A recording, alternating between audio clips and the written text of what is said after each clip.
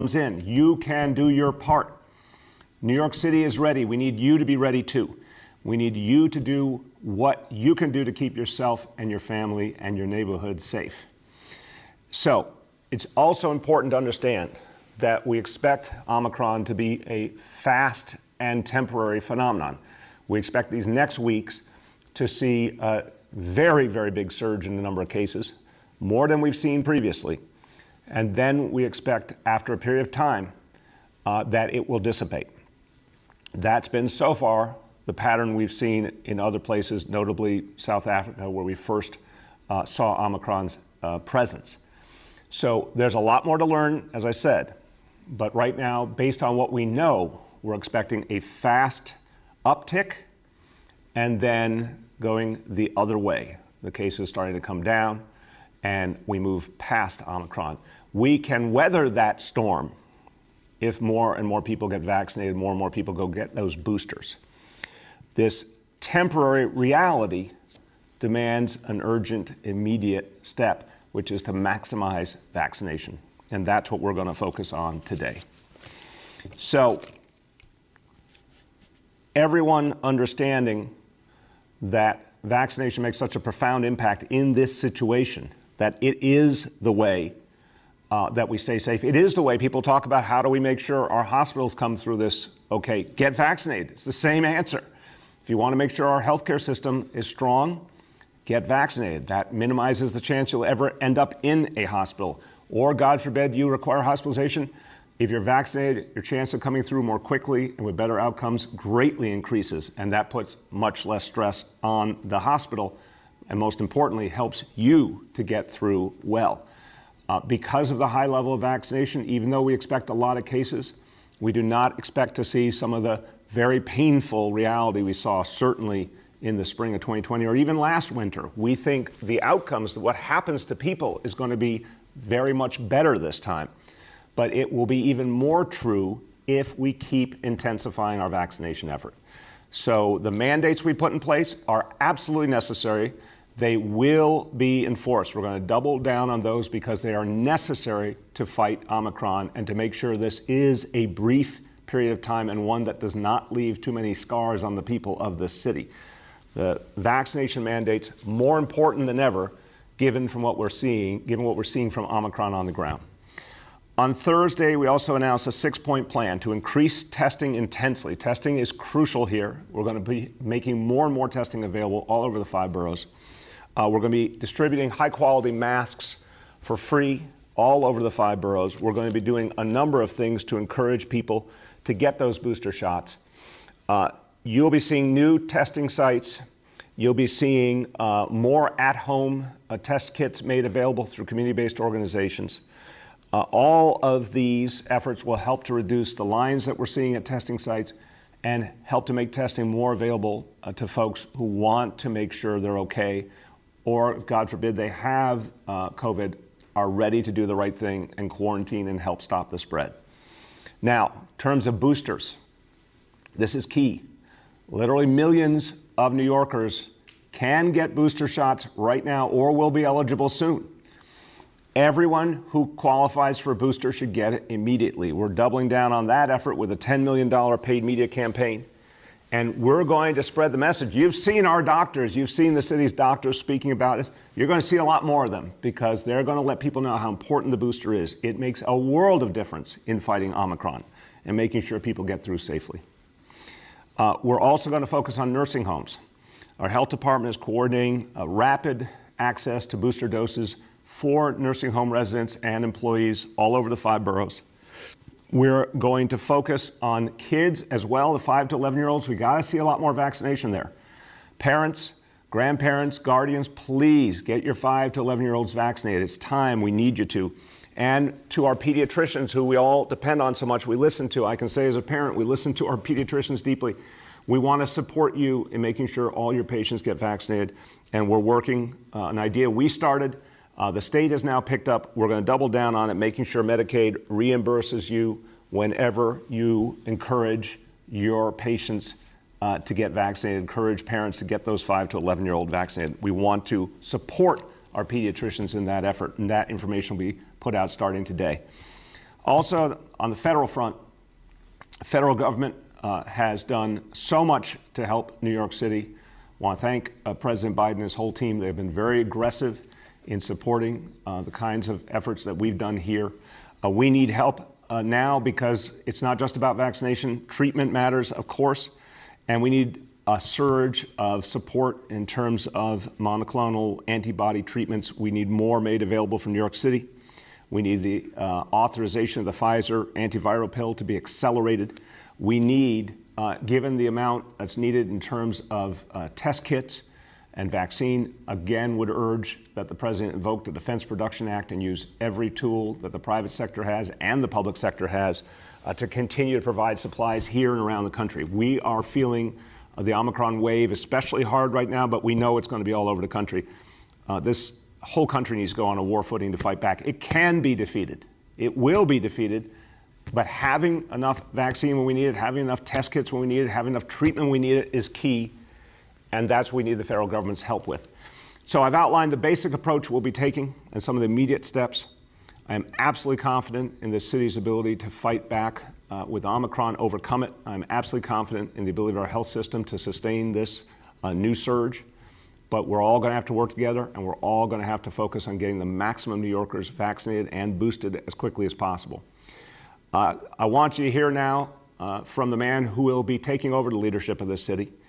And Mayor-elect Eric Adams and I have been talking constantly. We talked yesterday, we talked earlier today.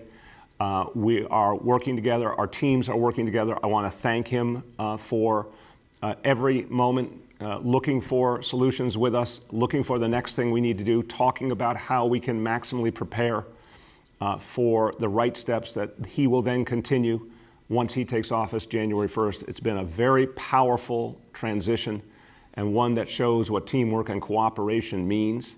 And the mayor-elect is joining us today to amplify to all New Yorkers what we need to do to get through this.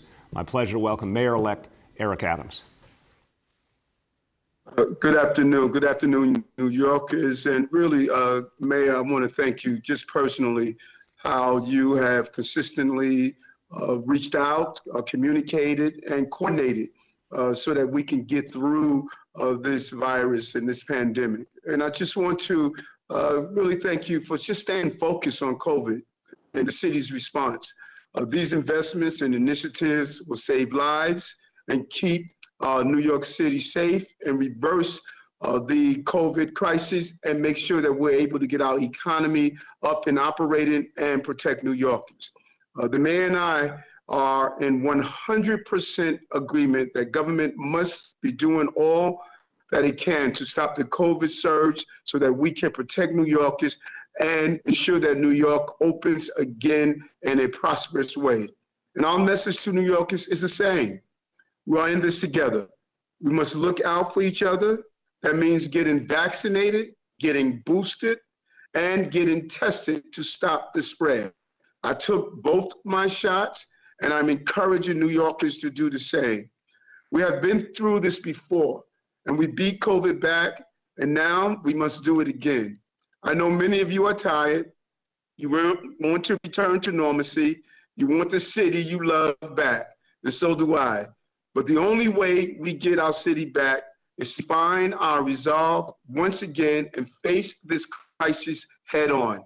And we know one thing about New Yorkers: they don't avoid crisis, they conquer it.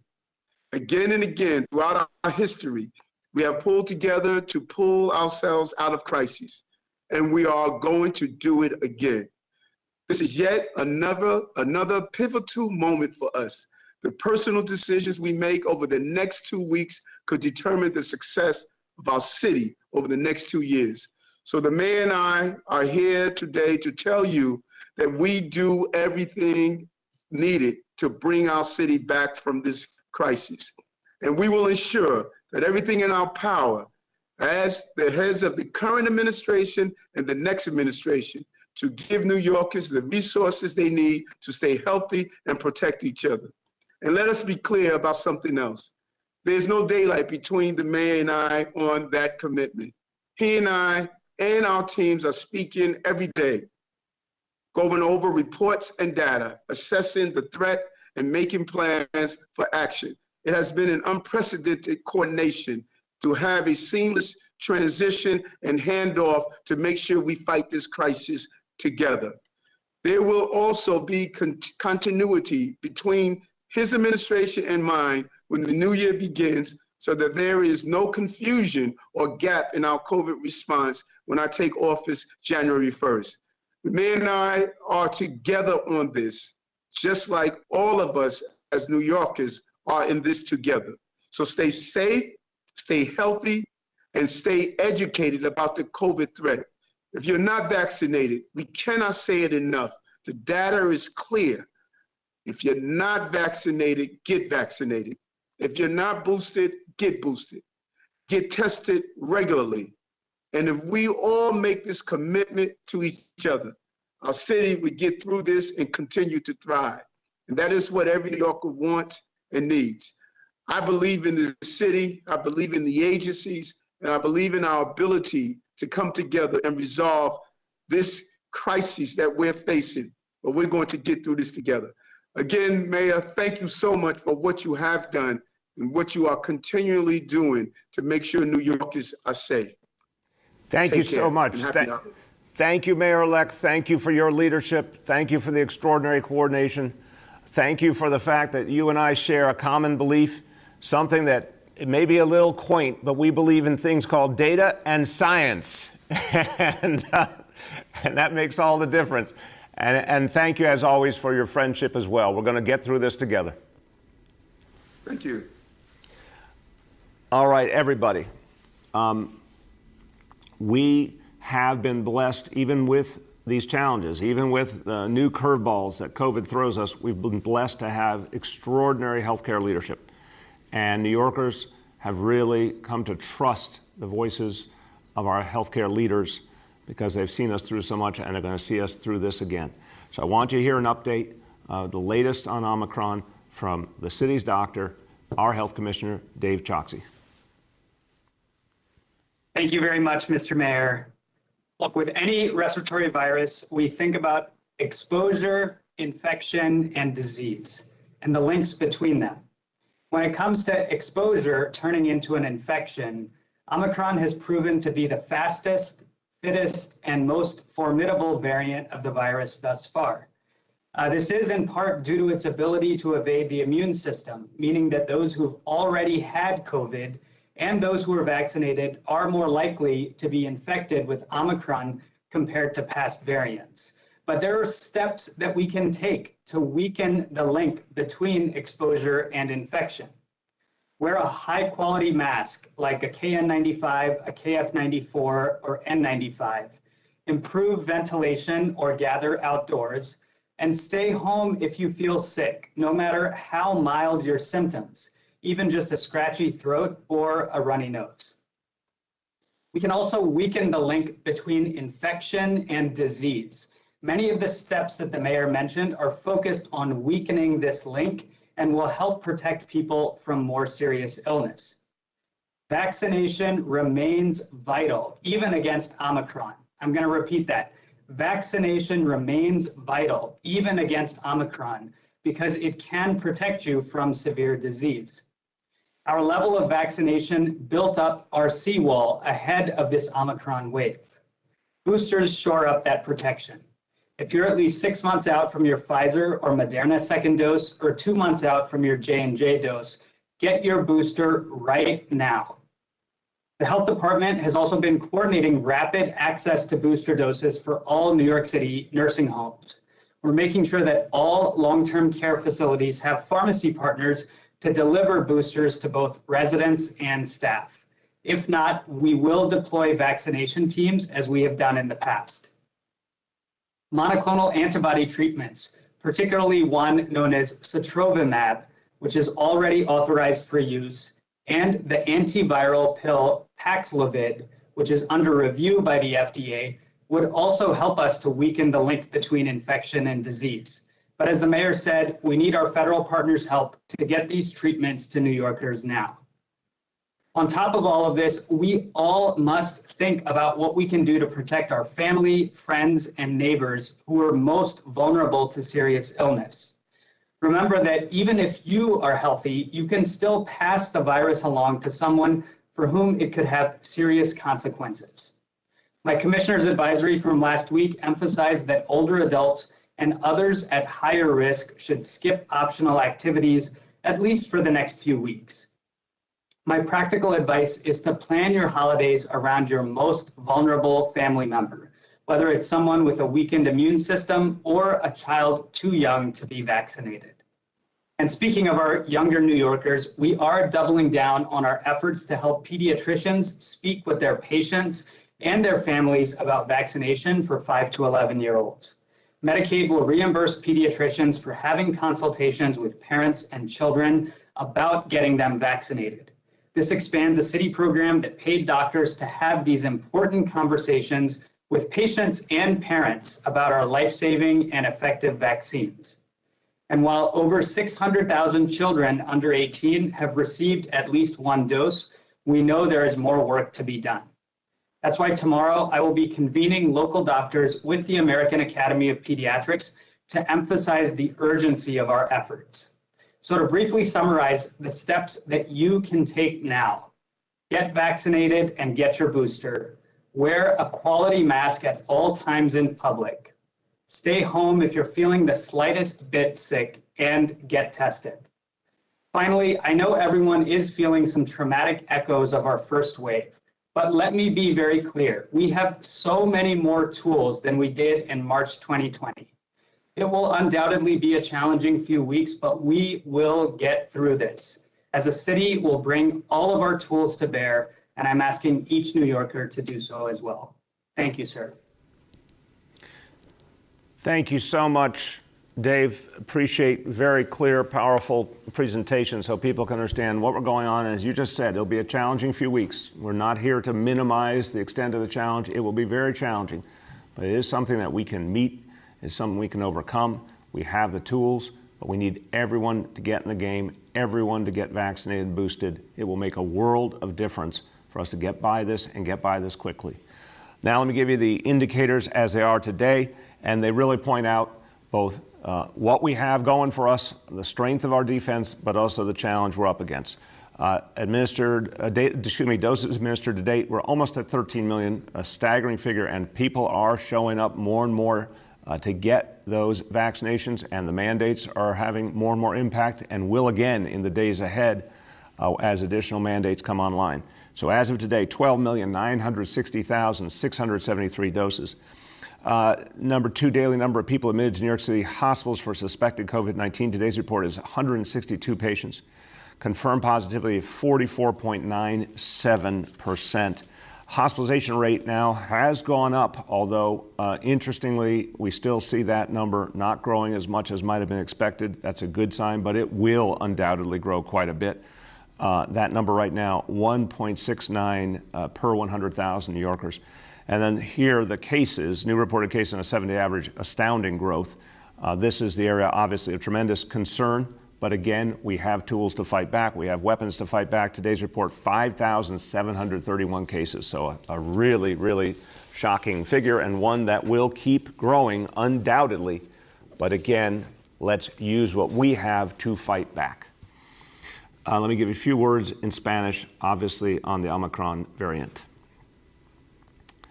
La variante Omicron se está moviendo rápido, pero nos estamos moviendo más rápido para mantener esta ciudad segura y saludable. Estamos aumentando las pruebas y la vacunación en toda la ciudad para evitar el contagio. Vacúnese, póngase su esfuerzo, quédese en casa si se siente enfermo y así nos mantenemos seguros. With that, let's turn to our colleagues in the media, and please let me know the name and outlet of each journalist. We'll now begin our Q&A. Please today keep questions related to on topic only. We're also joined by Dr. Dave Choksi and by Dr. Ted Long. The first question today goes to Sonia Rincon from 1010 Wins. Thank you, Mr. Mayor. Good afternoon.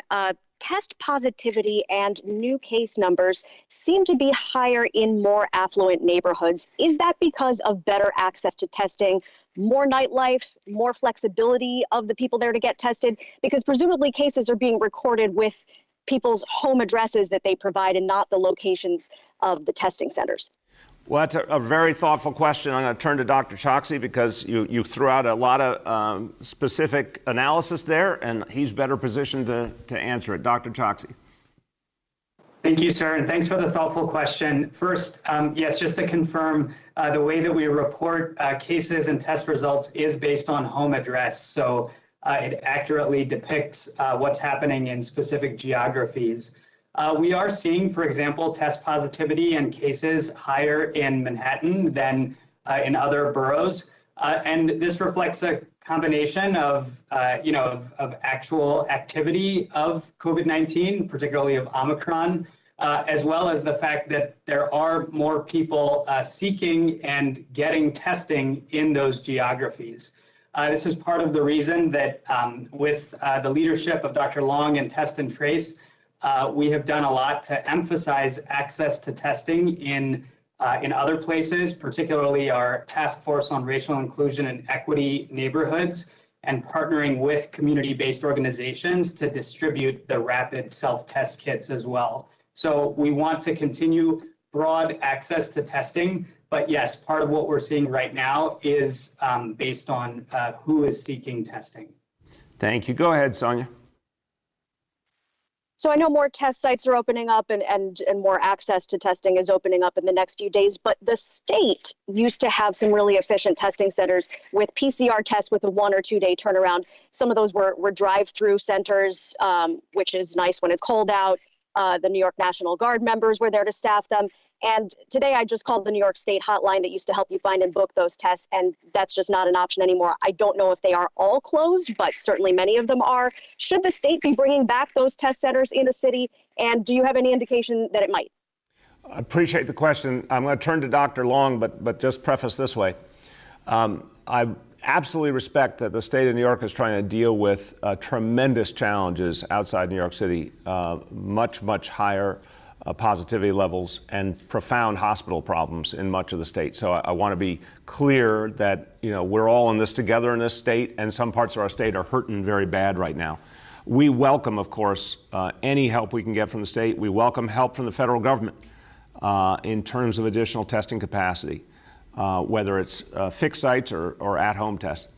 But right now, our central focus is on what we can do with what we have, and then very happy to add additional pieces from the state and federal government as they can be made available. Ted Long, you want to add? Yes, sir. Actually, I think you covered all the important points. What we want to do first and foremost here is do everything that we can in New York City to expand testing fast, which is why we're opening new sites in every single borough. We're adding 17 mobile units this week. We're expanding hours. We have our wait time tracker. We're handing out home test kits and working with community-based organizations. That's the core of everything we're doing. And we've been in regular conversations with the state, and they've asked how they can support. So for example, they're going to be giving us more home tests, which is, again, part of the mainstay, as Dr. Choksi said, about how we want to get testing to every community across New York City. So we're going to continue those regular conversations and move full steam ahead with everything the mayor said. Thank you. Go ahead. The next is Katie from the city. Hey, good morning, or whatever, good afternoon. Can you hear me? Yes, Katie, how you doing? Good, thanks. My question is really just about why it seems to be, understanding that there's a backlog and there's a rush, but it seems that these PCR tests that people are getting are taking days to get back, which is creating this sort of, a chaos at a lot of these places, long lines, long wait times. Can you explain what's being done by the city to shorten these lines, get more tests, and then increase the speed in which these results are coming back? Yeah, absolutely. I'll start and I'll turn to Dr. Long and Dr. Choksi. Katie, first of all, what we're doing to relieve some of this pressure is opening up more test sites, new test sites, adding longer hours at existing test sites. We've added to our mobile fleet so people can do testing at those buses. We're going to just keep adding. And then what we're trying to do is bring in a lot more at-home test capacity as well. Again, working closely with the federal government and the state government on that. So it's just more. It's part of how you reduce the need for people to go to some of the existing sites and spread out the demand. In terms of the time it takes to get the results back, obviously there's been a surge in folks wanting to get tested because of Omicron, and that's always going to create some challenges. But let's have the experts speak to that, what we can do to make sure the test results get back quicker. Dr. Long, then Dr. Choksi. Yeah, Katie, I really appreciate your question, because at the end of the day, New Yorkers are coming out to get tested now to protect their families and protect their communities. And as you know, we want to do everything in our power to help New Yorkers to continue to make that decision so they can have the fast information to protect their families. To give a little perspective, to back up for a second, this past week, we did well over 130,000 tests, PCR plus antigen tests on given days. If you look at that in perspective, we've been doing and are continuing to do more per capita testing than almost any other country in the whole world. I think there are only about 6 that are doing more per capita testing than we are. And we're doing more per capita testing this week than other big cities like Chicago, like Houston, like Phoenix. We're doing almost twice as much per capita testing as Phoenix.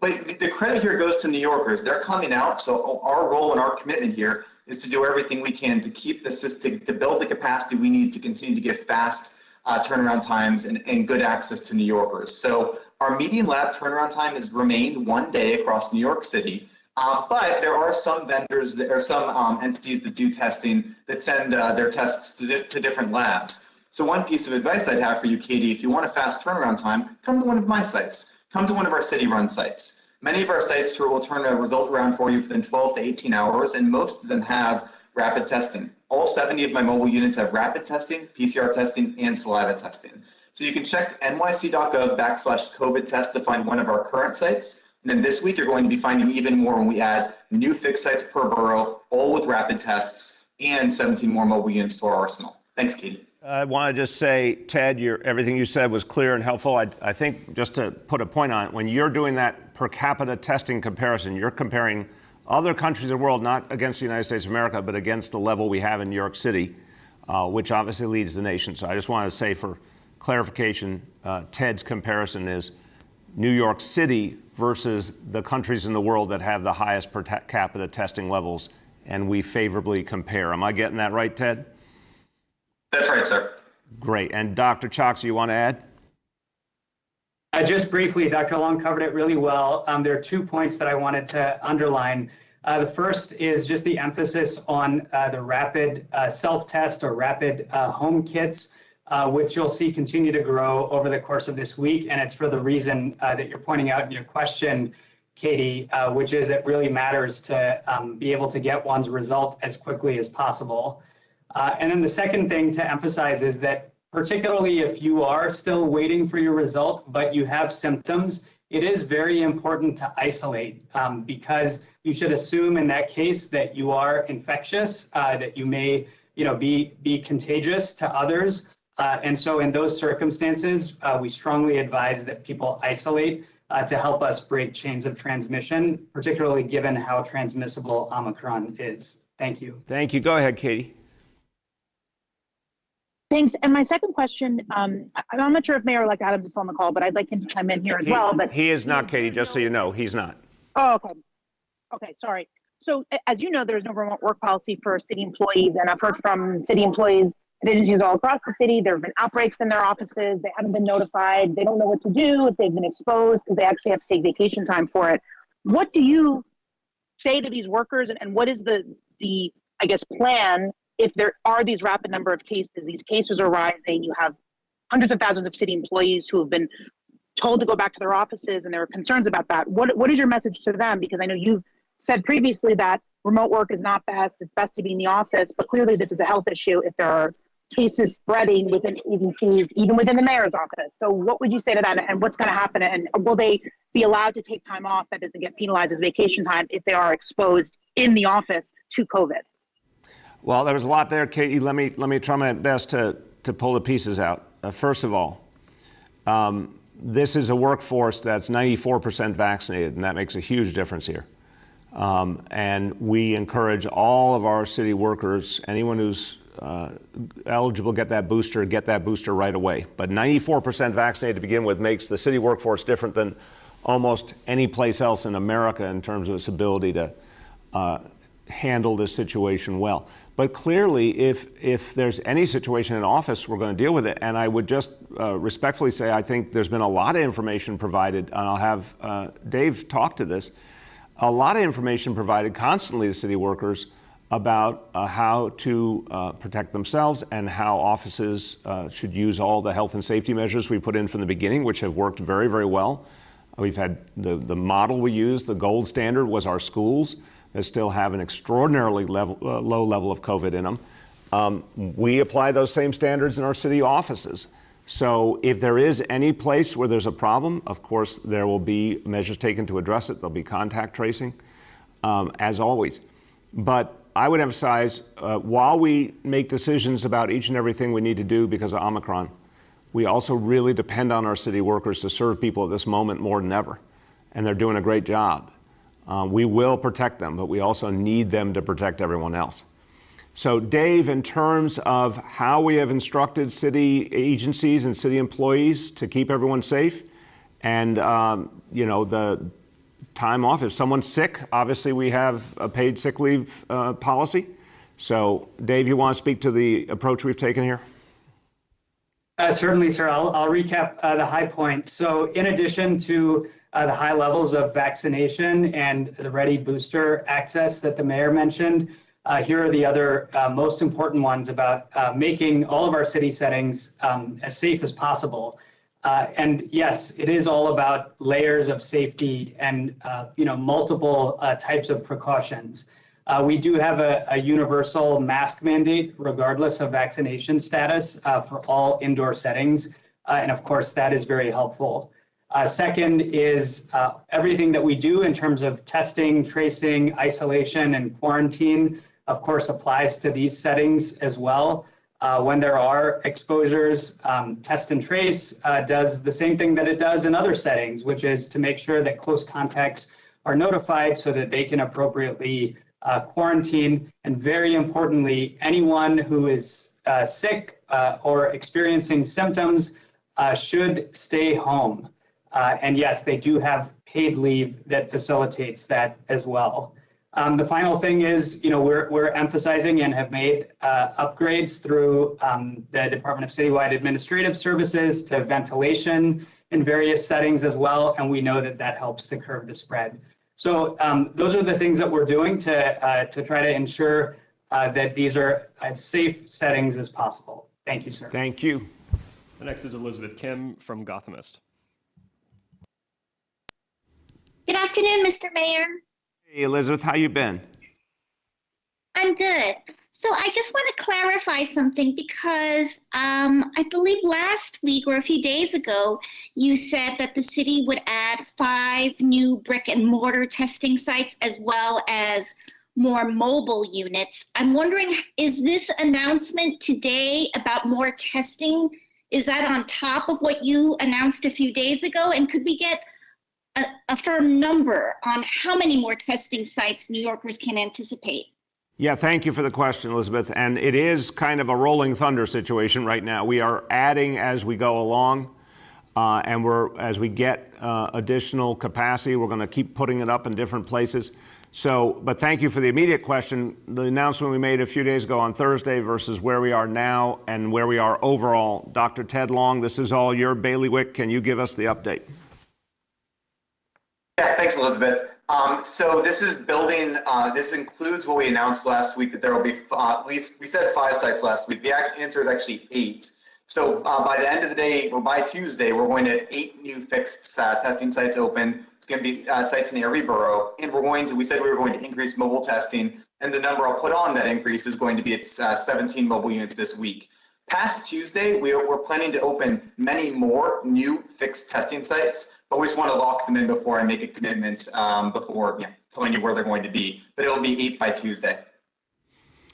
Thank you. And Dave, Ted, can you give the overall, I don't know if you have this at your fingertips, but now the overall number of fixed sites that the city sponsors and also the overall number of mobile vehicles you have for testing? Yeah, so when we add these 8 by Tuesday, the city will have over 30 fixed sites and it'll have the 87, actually, it'll be 93 mobile units because we also have 6 special units we're going to bring in here. So yeah, above 30 fixed sites and 93 mobile units. Right, and then just clarifying, beyond which there is the health and hospitals facilities. Yeah, well, actually the above 30 includes the health and hospitals facilities. But when we add more later this week, it'll probably, well, Elizabeth, we'll get back to you. I don't want to make an overcommitment to you right now, but we're going to add as much as we can this week, but it'll be 8 new ones by Tuesday. Thank you. Go ahead, Elizabeth.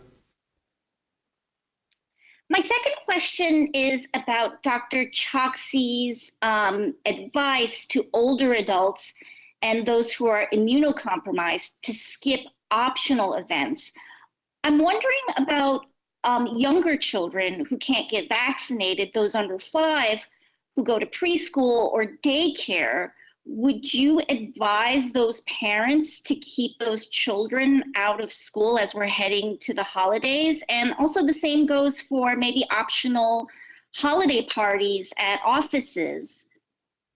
Well, for 2 very different questions, they're good questions, but let me start and then the doctors can weigh in. On the first, on childcare, no, I would not tell parents to change what they're doing. Just like with schools, there's been very extensive efforts to keep childcare safe. And in fact, when you're in an organized setting with immense health and safety measures in place, it is actually the safest place for a child to be.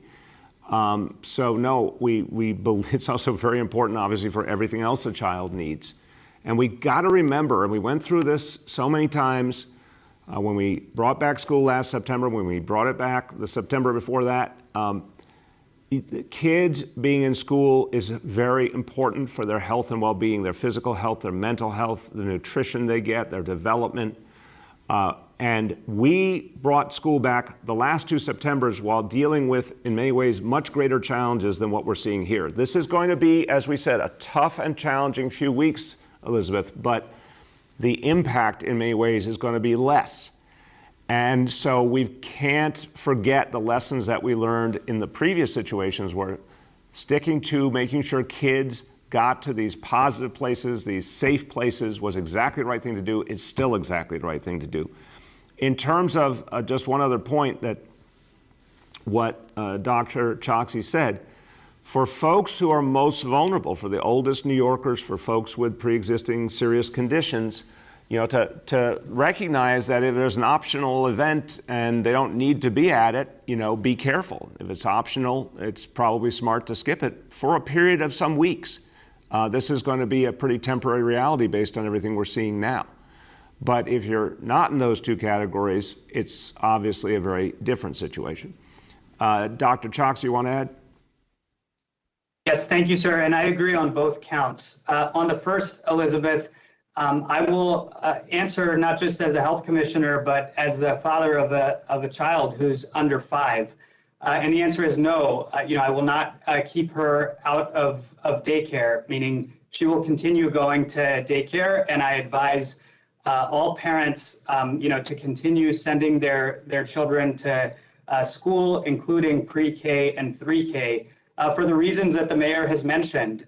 We have layers of safety. We have precautions in place that do help us to curb the spread.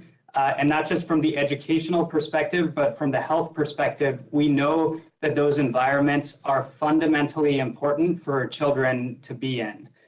So that's on the first question. On the second question, with respect to the activities that we're advising older adults and others who are at higher risk, to be more cautious about, these are optional activities. And there are a range of ways that one can reduce their risk. Certainly, if you were planning to go to something where there was a crowded setting and you're someone with a weakened immune system, the level of risk in our community has changed. And so that's what we're advising people to make sure that they take that into account as they make their individual decisions. There are also a number of things that we can do to help mitigate risk, whether it's moving gatherings outdoors or having them virtually, or just making sure that people are following precautions like wearing masks, distancing where possible, improving ventilation, in certain cases.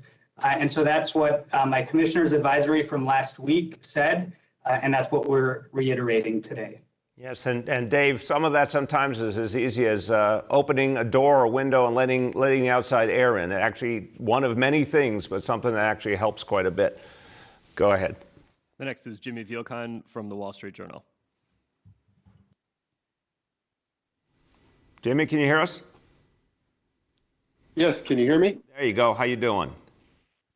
Every day's a blessing. Thank you. Amen. You just said that if it's an optional event, it's smart to skip it for a period of 2 weeks. I know that lots of entities, including your own office, are canceling parties. I'm wondering, what are your plans for the New Year's Eve celebration, which gathers lots and lots of people, granted in an outdoor space, given all that you've just said about this variant's ability to infect people who are vaccinated? Yeah, and Jimmy, I want to be going to answer the question. It's an important question, but just really emphasizing what we said was for folks who are 65 and older or folks who have serious pre-existing conditions to be mindful about those optional events and think carefully about them. That was a very important qualifier there I want to put front and center. To your question about New Year's Eve, so we've been in touch with Times Square Alliance. We're going to make a decision before Christmas. We're certainly looking at the new challenge we're facing, but again, this is an all vaccination event and it is outdoors, and those are two very, very important favorable factors. We're also considering if there's other ways we could approach it, even with the current rules that could help to make it even stronger. So there's a discussion going on. We will have a final decision on what we can do ahead of Christmas for sure. And we're working very, very closely with the folks who sponsor the event to figure out what's the right way to proceed. Go ahead, Jimmy. Just as a follow-up, I know there has been a focus of your administration as well as the state to revive the economy, to get people back to the office. Many employers are sort of telling people, go remote, stay remote. What is your response to that and to sort of businesses that are choosing that option at this point? Again, given what you've just articulated about the ability of Omicron to spread through vaccination. Look, first of all, Jimmy, I want to respect each business's own choice. Some believe that it is absolutely crucial to be in person. Some have decided to go remote or have stayed remote. I want to respect them all. What I recognize fully is this is going to be a temporary reality. I've been over this with our healthcare leadership, in great detail. We expect this to be a matter of weeks, and then we're going to see it start to dissipate. That's based on what we know now, but it will be a tough few weeks for sure, a challenging few weeks. So I think whatever an employer decides, I respect it. But to your underlying question about recovery, we will get through this, and then our recovery will resume full force. And the way to facilitate that recovery is vaccination, which is why I not only believe I'm doubling down on the vaccine mandates. We need them more than ever. And they are the way we're going to bring those jobs back. We're going to create a dynamic where people can come back to the office and we can really revive our economy. We need them more than ever. They have proven to work every single time. The next is Mara Gay from the New York Times. Hi, Mr. Mayor. How are you? Good, Mara. How you been? Fine. Doing well, thanks. So many of the city test sites appear to be run at this point by private contractors.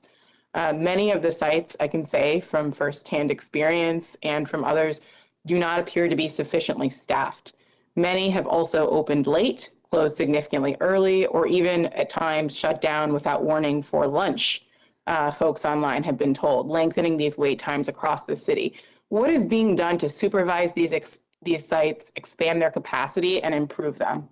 Well, I appreciate that question a lot. And Mara, one of the things I've said, as we've done briefings throughout the COVID era is that you and your colleagues in the media have often raised to us things that need to be addressed, things that haven't been as clear to the command structure as we're dealing with this challenge. And anytime someone says, look, there's a gap in something we're doing, I say, thank you for raising it so we can fix it. I certainly don't understand any site that closes for lunch. That makes no sense to me. I found that, a little shocking right there. Now, how many it is that are having these problems, I want to get a clear answer from Dr. Long as best he knows. But more importantly, any place that's not opening on time, any place that's closing early, any place that's closing for lunch, that's not acceptable. And if they are working under a contract, they've got to do better. Or we got to replace them with another contractor because people need to get this testing. We are expanding the sites because we need more and more testing. So if some of the sites we have now are not doing their job, we have to hold them accountable. So, Dr. Long, what do you say to the specific examples that Mara raised? Yeah, well, first off, sir, I totally agree with everything you said. And Mara, at the end of the day, I really appreciate the feedback. If there are any of our sites where there's been a delay in opening or whether there's been a lack of clarity about people going to lunch and what that means for testing, it's really helpful to let us know. I mean, at my sites, at my T2 sites, we operate them through health and hospitals. Same thing for our hospitals, same thing for our Gotham Community Health Centers. So for those sites, we are in charge. We set the hours and we post our wait times on the Test and Trace websites. You can always see, if there's two different places you're looking to go, there might be a 30-minute wait at another, an hour wait at another, and you can make a decision based on that. Then for lines at all of our sites, again, that I operate as well, we're going to be this week handing out home test kits at any line where there's more than a 30-minute wait, just to make, because people are busy and people are making the sacrifice to come out in their busy schedules to come and get tested. And I don't want anybody to ever leave empty-handed. In my mind, testing, there's no wrong door. New Yorkers are making the decision to get tested. I want to help them. So that's something that you can count on this week between the home test kits being handed out to help with lines and the wait time tracker. If there are any of there are a lot of vendors in New York City, not all of them fall under Test and Trace, but if there are any under us, and there were a couple, to acknowledge your point, of late starts this morning, I was aware of that, and we're going to correct that moving forward. There were some staff members that unfortunately fell ill, which is something that we're seeing with Omicron, and therefore we have to quickly adapt and react, and we were able to open those sites as soon as we were able this morning. But if you have any other feedback for us moving forward, we want to get this right for New Yorkers, or if there's anything we need to do differently, always let us know. We exist to serve, and that's why we're going to be building our capacity this week through more mobile units, more fixed sites. If there's anything you think we can do differently or any feedback you have, always pass it along. And thank you. Ted, let's make some policy on the fly here before Mara's follow-up. We obviously, we've seen this challenge before, we've been through it before, where the very people we depend on themselves might get sick. We should establish, if you don't have it already, Ted, a reserve squad of personnel who can be deployed early in the morning to any sites that don't have all their full complement of personnel, because obviously this is something, again, it will only be a matter of weeks, it looks like, but this is something we're going to experience a lot. We should have a reserve ready to put into play very quickly and systematically. So, Ted, I know you know how to do that. Let's do that now. Yeah, and actually what we do now is, Mara, you're welcome to join us for any of these visits if you want, Mara, but we save some of our mobile units and deploy them based on need. So we do have, that's how we were able to solve for any last minute unforeseen changes too. So we will keep doing that. But as the mayor said, keep the feedback coming. We are here to get it right for New Yorkers. We're testing at higher levels than we have ever in the past, more than most other countries per capita, more than most other big cities. But we want to meet New Yorkers where they are. So thank you. Thank you. Go ahead, Mara. Thanks. I mean, one quick suggestion on that is just like we have supervisors who roam around for crossing guards, that would probably be helpful here because there is absolutely no city presence at many of these sites that are HHC sites being run by private contractors. My other question is, what is being done to communicate to high-risk New Yorkers or New Yorkers who feel like they may be becoming seriously ill with COVID? What options are available for treatment that didn't exist in spring of 2020? I'm aware that we have monoclonal antibody treatments, Regeneron, other options, and yet it seems concerning to me that that is not always obvious how to access those things and when to access them, despite the very large population of New Yorkers who may be at risk. Right. No, that's an important point, and I think the healthcare community has obviously a very keen sense and is already, you're seeing the huge difference in the hospitals of the ability to handle COVID cases, a much more agile response than we were able to mount originally because there's much better sense of treatments, more treatments available, much better outcomes. So the healthcare community clearly has brought all of these tools to bear. but helping New Yorkers to understand the treatments that are available, and certainly making sure if someone is starting to have more serious, serious impact from the disease, that they get quickly to where the care is needed. So, Dr. Choksi, why don't you speak to sort of what our tools are right now and how we are working with people who feel that their situation is getting more serious, what we are doing to make sure they get to the care they need promptly. Thank you so much, sir. MR, I really appreciate the question, which is a very intense focus of ours right now. What I heard was two parts to what you're interested in. Number one, our communication, and then number two, the treatment itself. So the first part of it, we communicate on at least three levels. First is with the general public, not just through briefings like this one, and of course, working with media and journalists, but also sending out messages through text messages, as well as our public service announcements. That's all on the public side. With respect to providers, particularly healthcare providers, my department is in constant touch, and particularly over the last several days, has held a number of informational meetings, as well as blasted out quite a bit of information about how things are shifting and changing with Omicron. And then the third level is with community-based organizations. I'm really proud to say that we have a very robust network of over 100 CBOs that we work with that help us to get the word out, and that are also important distribution channels for things like higher quality masks, as well as the rapid at-home test kits that we announced just a few days ago. With respect to treatment as a focus within that, yes, we do want to make sure that everyone is aware that there are treatments available. I will acknowledge there are some open scientific questions about how well some of the treatments work against Omicron, but there is one monoclonal antibody treatment in particular known as sotrovimab, which is what the mayor and I mentioned, which we need additional supply from the federal government so that we can utilize our robust distribution channels to get them to New Yorkers. If anyone has a question specifically on monoclonal antibody treatment, we encourage you to call 212-COVID-19 so that you can gain access both to clinical advice as well as the therapy itself. And Test and Trace also, as part of its script when it's reaching out to people, will mention the availability of monoclonal antibody treatment and help people get linked up to that care. The final thing that I'll say is that we are anticipating and planning for the oral antiviral that I mentioned, particularly Paxlovid, which we think will also make a big difference in terms of preventing severe disease. We need the FDA to move with celerity on that and actually have it supplied and delivered to New York City so that we can get it to help prevent the severe outcomes that we care the most about. Thank you. Thank you, Dave. The next is Kevin Duggan from AM New York. Hey, Mayor, how are you today? Good, Kevin. How you been? Doing well. Thanks for taking my question. I'm piggybacking a little bit off of what's been said already about the fixed sites. There was a report last week that the city had closed down 20 since around mid-November. And even with these new ones, you won't be back up to the number of around 54, I think it was, of fixed sites, especially city-run sites as opposed to contracted out sites. Do you plan to open any more city-run sites? And I don't mean like, with some private partner, but just like a rec center or whatever. Do you plan to open any more of those in the coming weeks? And if not, why not?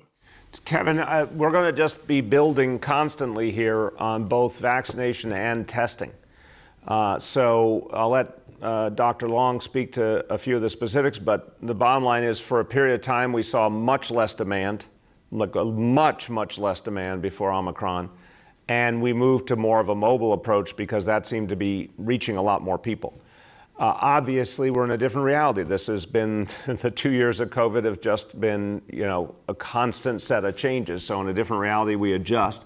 We're going to get a lot of centers back up and running, or certainly choose where we think the most impact will be. It might be a different location than one of the places previously. We're going to use mobile a lot as well. We do need to keep, two core functions going: more and more vaccination and more testing simultaneously. So it's not static in the least. It's something that will keep growing to meet the demand. Dr. Long, you want to speak to that? Yeah, no, I appreciate the question. In terms of whether we've closed sites and removed access to testing for people across New York City in those areas, I have to say I don't think that's true. What we've done in some situations like Brooklyn Army Terminal or Bathgate is we've taken what was formerly testing sites and we've made them into vaccine sites. And we had mobile testing units outside of those sites for as long as people wanted to come and get tested there. Or in another example, we had a site where it was important to build a school there. So we felt like it was the right thing to let SCA go ahead and continue to build that school. And we have multiple mobile units that are still there today, right outside. So for you as a person in that community, you have uninterrupted testing access that's never changed. Some of the other sites, we shifted the location. So it's not a fair comparison to say we've closed 20 sites. In fact, we're doing more testing at our sites in totality than we ever have before now. And that includes our mobile fleet as well. So as the mayor said, looking big picture in New York City, we're doing a lot of testing, more per capita than almost any other country in the world, more than big cities like Chicago, Phoenix, and Houston, twice as much per capita as Phoenix.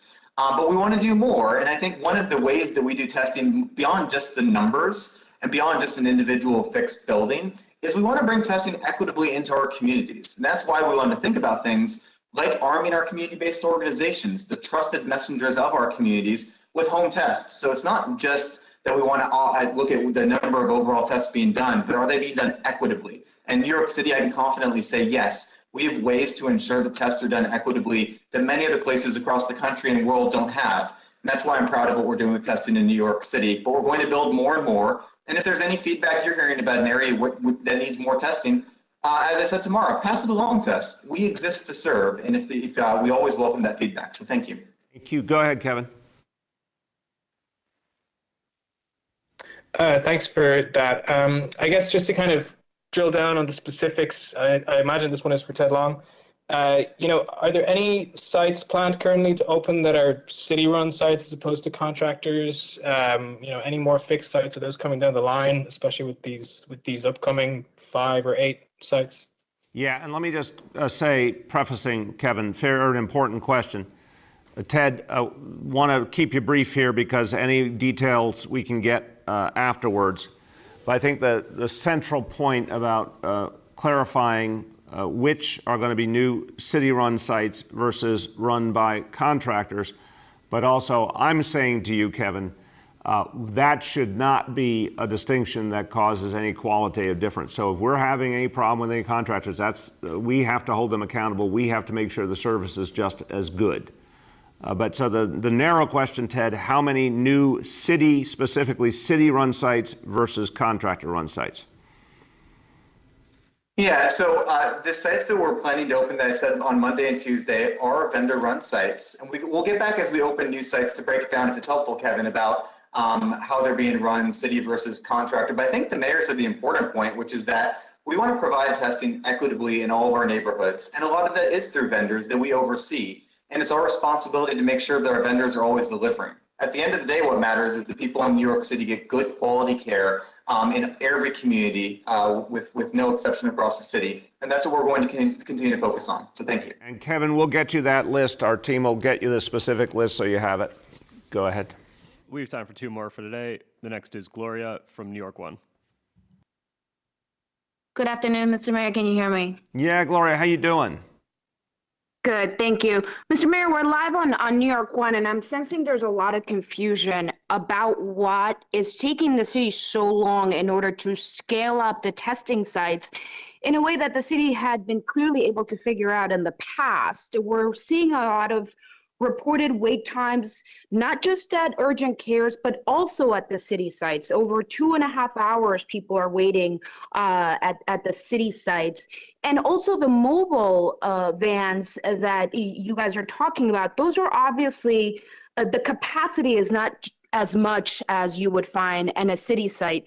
So is this a budget problem? Is this what is taking so long to scale up? And if you could also talk about home testing, that hasn't been really discussed. Pharmacies are all sold out. Many of them are very expensive. What is the city doing to make sure that New Yorkers can have more access to these home tests? Yeah, Gloria, so we are going to be getting a lot more home tests and making them available. One of the things we announced on Thursday was an intense effort to get home tests out through nonprofit organizations in communities across the city. That's 500,000 home tests right there. We're working right now with the federal government on a major resupply of home tests. Obviously, everything has kicked up in the last few days in an absolutely extraordinary manner. So your question is a sincere one, but I want to give you a sincere answer. The world changed in a very unexpected way in just a matter of days. And the city is making the adjustments, getting more supplies. We have a demand for testing unlike anything we've seen before because we have a surge in cases unlike anything we've seen before. But we will quickly be able to make adjustments. It is not a budget question, so glad you asked that. No, it's not a budget question. It's just about getting the testing capacity, getting the testing kits, getting the personnel what they need, setting up sites.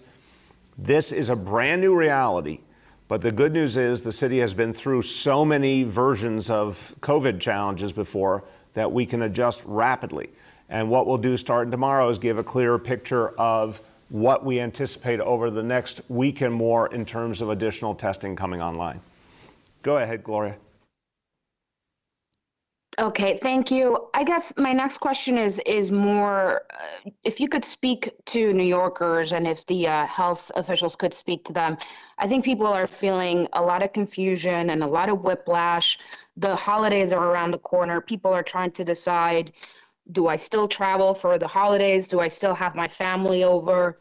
While also balancing this feeling of, feeling like this is just a reality and this is how we're going to have to live. What should people be doing to make those decisions? Should they only go to a party if they test beforehand? Should they only hang out with vaccinated people? Should they only do it outdoors? What is your advice to New Yorkers, especially so many that are trying to figure out whether or not they should travel, whether or not they should gather over the next couple of days? Well, I appreciate that question a lot, and I'll start and I'll turn to Dr. Choksi in a second. Look, Gloria, I want to start by saying from everything that I've heard from our healthcare leadership, again, this is a very temporary phenomenon. It's going to be a challenging one, but a temporary one. And there's a big difference if you're someone who is vulnerable versus someone who is less vulnerable. And that's really important to put a point on. If you're over 65, if you are someone with serious pre-existing conditions, we're certainly urging you to take extra precautions for what will be probably only a matter of weeks. It makes sense to take those precautions. But if you're not in those categories, you obviously have some more options. The bottom line, though, is vaccination is what is the center of this discussion. If you are vaccinated, and particularly if you've been able to get the booster shot, your level of protection is much higher than what we've seen at any point in the entire COVID reality. So you're right about the whiplash. It's a good word to use, Gloria. People have been through so much, but it's also important to not fight yesterday's war. It's important to not think we are back in the spring of 2020 or even the winter of 2020 going into 2021. We're in an entirely different reality because this is a very highly vaccinated city where people have much more protection than ever before. So Omicron's very transmissible, but Omicron appears, so far at least, to be more mild. The answer is get vaccinated, get that booster. That's the core of it. In terms of travel decisions and everything else, I think, and Dr. Choksi will, I think, join in here, it begins with the vulnerability level of the person involved. If you're a more vulnerable person, be more cautious, especially because we're talking about a limited period of time. We certainly want people to see loved ones. It's been a long time in many cases, but think about who's most vulnerable and work from there. If you happen to be in one of the less vulnerable categories, more options. But the people who have the most options, the people who have the most freedom are the people who are the most vaccinated. And that's what we want to keep emphasizing. Dr. Choksi. Thank you so much, sir. And Gloria, first, I just want to acknowledge that people are feeling so much pandemic fatigue right now. I get it, and particularly around the holidays, after what has already been a tough year, people are looking forward to getting together with their loved ones, celebrating, experiencing the joy of the season, and just having a chance to, to be with the people that you love. So I understand that. But as a doctor, I have to say, even though we're all experiencing pandemic fatigue, this virus is not tired of us. And so we do have to take that into account. The single most important piece of advice I can give, and the mayor said it already, is plan around the most vulnerable member of your family in terms of how you're thinking about these next few weeks. So an older adult, someone who has an underlying health condition, a child who's not yet eligible to be vaccinated. We have to keep them in mind when we think about activities over the next few weeks. And particularly if you are vulnerable, we should avoid crowded settings, particularly indoors, especially with people who may not be vaccinated or consistently wear masks or where ventilation may be poor.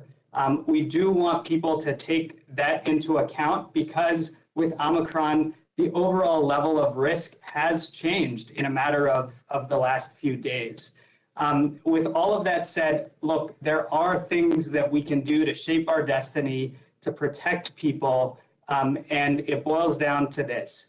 Get vaccinated, get your booster dose if you haven't already, take the precautions that we know work, wear a mask, move any activities outdoors that you can, or crack open a window or a door to help with ventilation, and distance where possible. If we bring all of this together, then I do think that we can navigate these next few weeks as safely as possible. Thank you. Thank you. Last question for today goes to Sam Raskin from The Post. Hi, Mr. Mayor. Moments ago, Mayor-elect Eric Adams said that there is, quote, no daylight between the mayor and I when it comes to COVID-19 policies. Do you take that to mean that he will enforce your private employer vaccine mandate, given that he has not taken a clear position or definitive position on whether he will enforce it? The other day, he relayed concerns from business leaders over it, and you have not said if the mayor-elect has committed to you to enforce the vaccine mandate. So has he committed to you to enforce that, given that he's saying there's no daylight? Thank you for the question, Sam. I'll always let him speak for himself. I think his words say a lot, and his devotion to following the data, following the science, listening to healthcare leadership, which he has said repeatedly, and he has lived out those words. I think that says a lot too. Again, I'll let him speak to it. I will speak to it myself, in my view, that when we announced this set of mandates, including the one that will start on the 27th for the private sector, we knew Omicron would be a factor. But I said at the time, it's beyond Omicron. It's also Delta, it's the winter months, it's the gatherings. There was a lot of reasons why we put that in place. We have now seen that unfortunately, that prediction has come true even more than expected in terms of Omicron, and the mandates are more important than ever. Go ahead, Sam. Next question is from my colleague, Nolan Hicks. Why did it take the city 3 weeks to bring back more hours for testing after Omicron was discovered? Well, Sam, because we had seen a huge decline in testing demand. And even though Omicron initially appeared to be a new piece of the equation, we did not know how it would affect us. We only had experience from other places. We didn't know what the timeline would be. We did not know what the impact would be. So as soon as we started to see what really would be the result, we have been ramping up testing, and we'll be ramping up a whole lot more. There is a lot, you heard Ted say it, a lot of testing happening here in New York City, more than almost any place else. There will be a whole lot more behind it. But I think everyone has been surprised by the sheer intensity of Omicron. I mean, our healthcare leaders as well. We saw a slow beginning and now a sudden upturn. We're going to meet it, and we're going to find all the tools we need to address it. And everyone, as we conclude, that's the key point. This city, every time we've been thrown new challenges, we find a way to fight back and we find a way to overcome the challenges. We will again. But I'm going to keep saying to you, We need you. We need all New Yorkers to be a part of it. If you haven't gotten vaccinated, get vaccinated yourself. If your youngest children haven't gotten vaccinated, we need them to now. If you haven't gotten a booster and you qualify, go get it today, right now. That's how we defeat Omicron, put these next challenging weeks behind us, and move forward with a recovery for all of us. Thank you, everybody.